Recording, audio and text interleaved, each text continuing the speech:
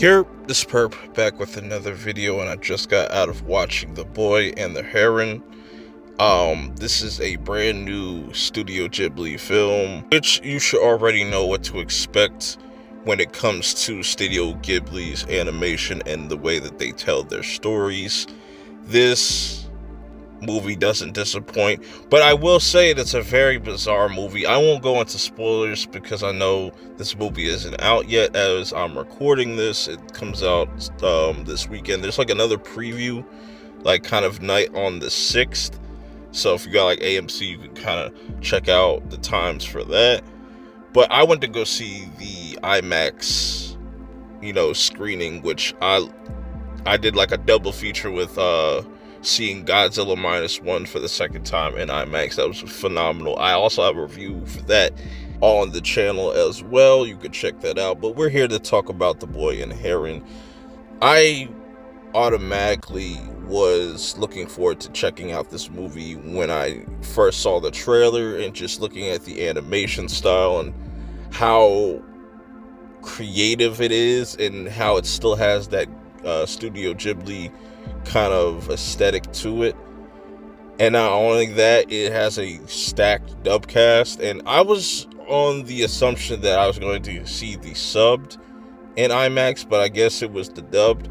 Either way, I'm going to have to watch this movie twice, and man, there's a lot to unpack with this, but I'm just going to kind of give you my experience and just how I felt about this movie without going into heavy spoilers, because the less you know about this movie, kind of the better, it's better the experience, because based off the trailer, it really doesn't give you much. Where there's this kind of thing that our main character, Mahito, that's the boy, he is trying to kind of get over the fact that he lost his mother.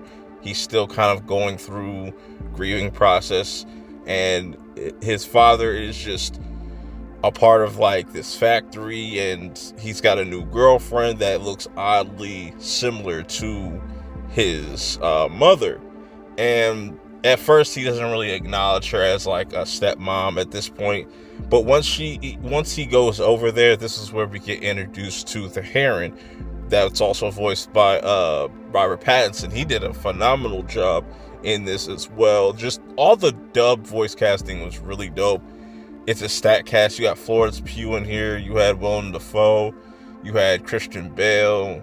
The list goes on, man. It was really stacked. Even Batista was in this.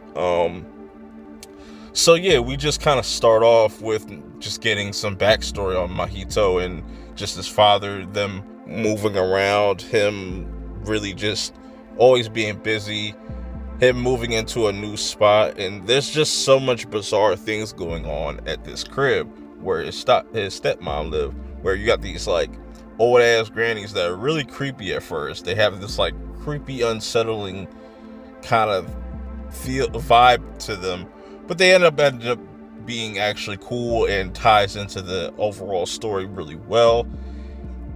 Then we constantly see the Heron, the gray Heron and stuff, kind of bother Mahito, and it seems like the Heron is somebody malicious at first, but not. It's somebody that's actually his guide.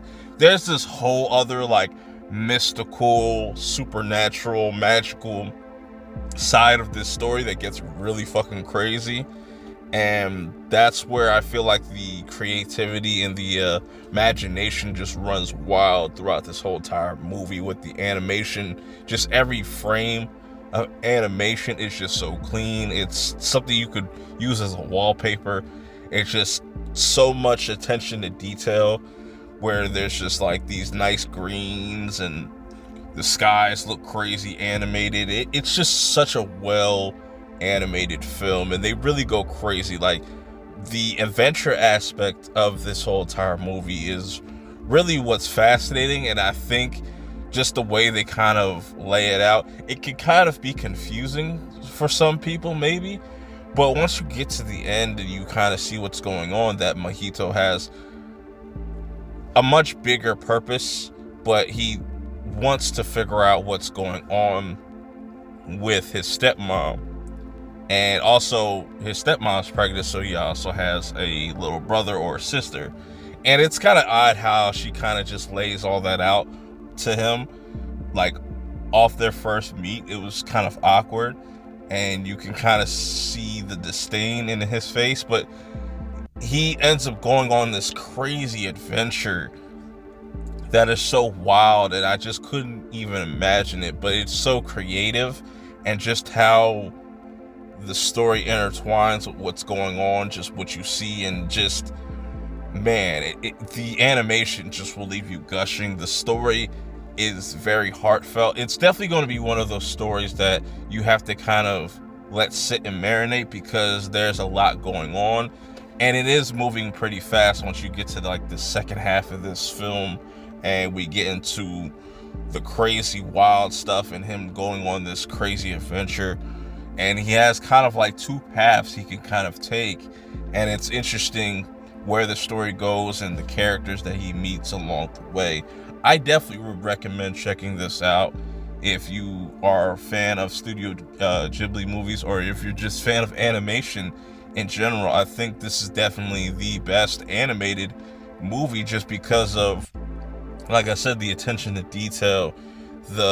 Just every frame is just insane, and just the different styles they try to go for. It's just a very clean and polished product all the way through, and it has a really compelling story that just leaves you just kind of thinking about it. And maybe it might not be your cup of tea, or you might not understand it at first, and maybe it's going to take multiple views to kind of really digest and process everything that's going on in the story. But I think what they did with this movie was really dope, and I'm definitely gonna go see it again, and it's subbed. And I want to know your thoughts. If you get around to watching this, let me know in the comments below.